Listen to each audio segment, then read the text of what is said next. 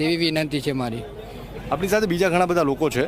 અમે 2018થી દિવ્યાંગોની લડત લડીએ છીએ. દિવ્યાંગોના પેન્શન, દિવ્યાંગોના અધિકારો અને દિવ્યાંગોની પડતી મુશ્કેલીઓ વારંવાર 2000થી રજૂઆત કરી. 2023થી મળીને 182 ધારાસભ્યોથી રજૂઆત કરી છે. આજ સુધી દિવ્યાંગોના કોઈ પણ પ્રશ્નનો નિકાલ સરકારે અમારા સાંભળ્યા નથી. આ 2020-2021 પછી કોરોના દિવ્યાંગોની અતિ ગંભીર રોજગારી કે બીજી ઘણી બધી સમસ્યાઓ થઈ છે, પણ આજ સુધી અમે વારંવાર બીજેપી સરકારને રજૂઆત કરવાથી પણ આજ સુધી કોઈ નિકાલ આવ્યો નથી. સર, તો ઓકે, સરકારને એક જ હું કહું છું કે દિવ્યાંગો જોડે આવું ના કરો સાહેબ.